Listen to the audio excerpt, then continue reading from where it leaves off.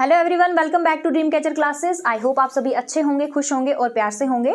तो previous video में हमने एन एक्सलेंट फादर का जो है इंट्रोडक्शन पढ़ा था, ऑथर के बारे में थोड़ा पढ़ा था। सेकंड चैप्टर हमने स्टार्ट किया है इंग्लिश का अब। तो आज हम जो है एन एक्सलेंट फादर जो है इसकी पूरी स्टोरी पढ़ेंगे, ठीक है। तो मैंने आपको बताया था कि जो एन एक्सलेंट फादर है ये जेनी ऑस्टन ने लिखा था। तो जो जेनी ऑस्टन थी ये इसी एन एक्सलेंट फादर जो है ये इसी जेनी ऑस्टन की एक फेमस नॉवल थी प्राइड एंड प्रेजुडाइस, तो वहाँ से लिया गया है एन एक्सलेंट फादर, ठीक है। तो देखो मैंने आपको बताया था कि ये नॉवल 19th सेंचुरी में लिखी गई है, जिस टाइम पे जो वुमेन्स थी ना उनको प्रॉपर्टी ओन करने का हक नहीं होता था, तो एक मेल ही जो है एक प्रॉपर्टी ओन करता था। तो ये जो है ये ओवरऑल जो ये प्राइड एंड प्रेजुडाइस नॉवल थी जेनी ऑस्टन की, वहीं से लिया गया। तो प्राइड एंड प्रेजुडाइस की जो ये थीम क्या थी, मैरिज पे थीम थी। और ये नॉवल क्या शो करती है कि कैसे एक औरत जो है सिर्फ फाइनेंशियल सिक्योरिटी गेन करने के लिए किससे शादी करती है, मतलब उस इंसान से वो प्यार भी नहीं करती होगी बट फाइनेंशियल सिक्योरिटी के लिए वो उनसे शादी कर लेती है। तो देखिए इसका मैंने आपको बताया था कि इस स्टोरी के हमारे पास मेन कैरेक्टर कौन कौन थे। मिस्टर बेनेट, मिसेस बेनेट और उसकी जो बेटी थी एलिजाबेथ थी, और क्या बोलते हैं जेनी थी, और मिस्टर बिंगले जो थे वो था। तो ये मेन कैरेक्टर है इसके। बाकी मैंने आपको बताया था कि मिस्टर बेनेट, मिसेस बेनेट और उसकी 5 बेटियां थी, और बाकी मिसेस लॉन्ग भी थी यहाँ पे, और जो मिस्टर बिंगले हैं ये सब इस स्टोरी के कैरेक्टर्स हैं। तो देखिए स्टोरी जो है स्टोरी स्टार्ट होती है जैसे कि मैंने आपको बताया था कि मिस्टर बेनेट कौन था, एक अच्छा जेंटलमैन था और उसकी 5 बेटियां थी, और मिसेस बेनेट उसी की बीवी थी। और उसकी बीवी का जो चीफ एम था उसकी लाइफ में क्या मकसद था कि वो अपनी बेटियों की जो है किसी रिच हस्बैंड के साथ वो क्या है शादी कराए, ठीक है। और मिस्टर बिंगले कौन था, वो था एक रिच एलिजिबल सिंगल जेंटलमैन, ठीक है।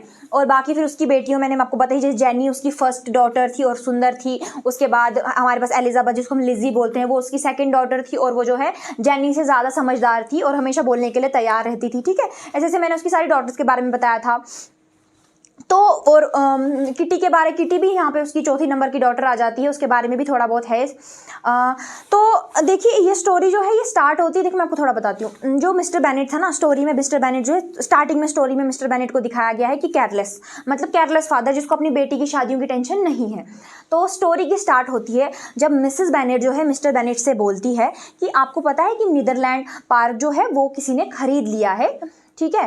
तो उसका पति है वो उसको बोलता है कि नहीं मुझे अभी तक नहीं पता है। तो उसकी बीवी उसको बोलती है कि मुझे भी मिसेस लॉन्ग से पता चला, मिसेस लॉन्ग वहीं उनके नेबरहुड में रहती होगी, तो मुझे भी उससे पता चला कि जो नीदरलैंड पार्क है वो फाइनली मंडे को जो है यहाँ पे एक बहुत ही रिच नॉर्थ इंग्लैंड का जो है एक ये मिस्टर बिंगले एक बहुत ही रिच हैंडसम जो है वो लड़का आया था, तो उसने वो खरीद लिया है। तो उसको क्या था, मैंने जैसे कि उसको वो अपने पति को बोल रही है कि वो अगर उसने खरीद लिया, उसको बता रही है कि किसने खरीदा है, वो काफ़ी रिच है और एलिजिबल है, सिंगल है, और सबसे अच्छी बात यह है कि अनमैरिड है, अभी शादी नहीं हुई है। तो वो अपने पति को ये सब बता रही है, ताकि क्यों बता रही है अपने पति को कि अब हम ताकि हम अपनी किसी एक बेटी की जो है उससे शादी करा ले। तो उसका पति जो है तब उसकी बात वो उतना ध्यान नहीं देता और उसको बोलता है कि नहीं मुझे नहीं पता है, मैंने नहीं सुना है, तो बता फिर वो उसको पूछता है बताओ क्या है वगैरह वगैरह। तो उसको सब बताती है कि खरीद लिया, ये सब इस मिस्टर बिंगले के बारे में थोड़ा बहुत बताती है। तो मैंने आपको बताया कि उस टाइम पे यही था कि प्रॉपर्टी जो थी वो फीमेल जो है ऑन नहीं कर सकती थी। तो मिसेस बेनेट का भी यही था कि अब हमारा कोई बेटा तो है नहीं, 5 ही बेटियां हैं, तो अगर हमारी जो, क्योंकि अब हम उन लोगों की डेथ के बाद जो है उनकी वो प्रॉपर्टी किसी उनके क्लोज रिलेटिव को दे दी जाएगी, तो उनकी बेटियों के पास कुछ प्रॉपर्टी बचेगी ही नहीं। तो वो चाहते थे कि उनकी बेटी की शादी किसी अमीर लड़के के साथ हो जाए, ताकि वो उनका फ्यूचर जो है वो सिक्योर हो जाए, वो अच्छे से फ्यूचर में अच्छे से रह सके, उनको किसी कोई प्रॉब्लम ना आए, इसलिए वो चाहते थे कि शादी अच्छे से हो जाए। तो वो अपने पति को बता रही है कि नीदरलैंड जो पार्क है वो ले लिया है, किसी एक अच्छा लड़का आया है तो उसने ले लिया है। तो उसको बताती और वो उसको बोलती है कि अगर ऐसा हो कि हमारी बेटियां जो है, हमारी बेटियों में से कोई एक बेटी उसको पसंद आ जाए तो कितना अच्छा होगा ना, क्योंकि अब वो रिच था तो थोड़ा फाइनेंशियली वो सिक्योर हो जाएगी उसकी बेटी, फ्यूचर भी सिक्योर हो जाएगा। तो वो अपने पति को बताती है और उसको अपने पति को बोलती है कि आप जाकर उससे बात करो, उससे मिलो। बट उसका पति जो है वो थोड़ा उतना उस पर संकोच ही करता है, थोड़ा उतना ध्यान नहीं देता है उसको, और उसको परेशान करने के लिए थोड़ा बहुत उसको बोलता है कि नहीं मैं नहीं जाऊंगा, किसको, उसको परेशान करने के लिए। वो एक्चुअल में वो ये सब नाटक कर रहा होता है, ठीक है, मैं आपको आगे बताती हूँ। तो वो उसको बताता है कि नहीं। फिर उसकी बीवी ना बेचारी, एक तो वो अपनी तरफ से, उसको क्या था, वो चाहती थी कि बेटियों की शादी हो जाए, तो उसके लिए वो बहुत ही क्या थी, उत्सुक थी। बट उसका पति कोई उसकी उस बात पे कुछ इंटरेस्ट ही नहीं ले रहा था, उसको दिखा रहा था कि उसको अपनी बेटी की शादियों की कोई टेंशन है ही नहीं, अब उसकी बेटियां जो थी शादी की एज तक पहुंच गई थी। तो फिर मिसेस लॉन्ग थोड़ी बेचारी उदास हो जाती है और वो सोचती है कि सॉरी मिसेस लॉन्ग नहीं, मिसेस बेनेट जो है वो थोड़ी उदास हो जाती है और वो सोचती है कि अब मिसेस लॉन्ग ने उसको इंट्रोड्यूस बताया होता है उसके बारे में, मिस्टर बिंगले के बारे में जिसने नीदरलैंड पार्क लिया होता है। वो सोचती है कि जो मिसेस लॉन्ग है उसकी भी अपनी 2 भतीजियां हैं, तो वो पहले हम मेरी बेटियों के बारे में क्यों सोचेगी, ऑब्वियसली वो पहले अपनी भतीजों के बारे में सोचेगी कि वो उनमें से किसी की एक शादी उसके साथ हो जाए, क्योंकि लड़का बहुत अच्छा है, रिच है, तो हर कोई चाहे कि मेरी बेटी की शादी उसके साथ हो जाए। तो क्या होता है कि फिर वो अपनी जो फ्रस्ट्रेशन है ना वो अपनी फ्रस्ट्रेशन निकालने के लिए क्या करती है, वो अपनी बेटी जो किटी है वो खांस रही होती है, तो वो उसको बोलती है ये कौन सा तरीका है खांसने का, ये कैसे खांस रही हो तुम।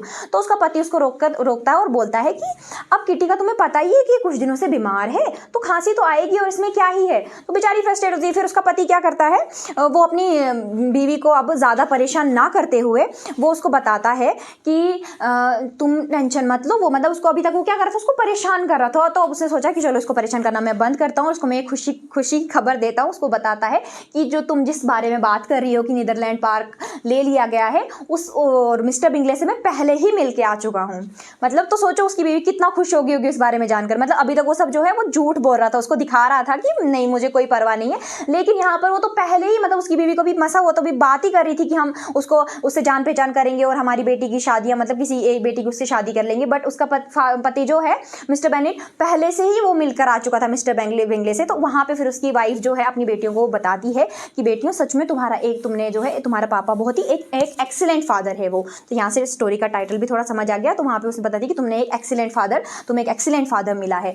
तो स्टार्टिंग में हमने देखा कि हमें मिस्टर बेनेट कैसा दिखाया गया कि उसको अपनी बेटियों की शादी की कोई टेंशन ही नहीं है, बट लास्ट पे वो सब ये सब जो भी उसने बताया अपनी बीवी के साथ वो सब नाटक कर रहा था, सिर्फ उसको परेशान करने के लिए सब कर रहा था।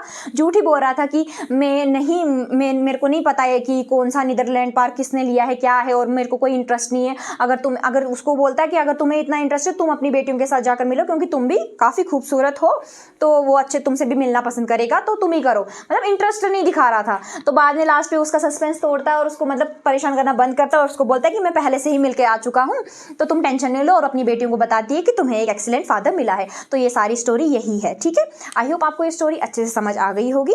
तो समझ गए ना आप अच्छे से स्टोरी में क्या था। यही मिस्टर एंड मिसेस बेनेट और उसकी डॉटर्स की स्टोरी क्या था, मेन एम था शादी करवानी, मैरिज पे इसकी थीम है। तो चलिए आज के लिए हम इतना ही रखते हैं। तो आशा करती हूँ कि आपको स्टोरी समझ आ गई होगी, और अगर आपको पसंद आ रही है हमारी वीडियोस तो हमारे चैनल को सब्सक्राइब कीजिए, लाइक कीजिए और अपने क्लासमेट्स के साथ शेयर कीजिए। Thank you.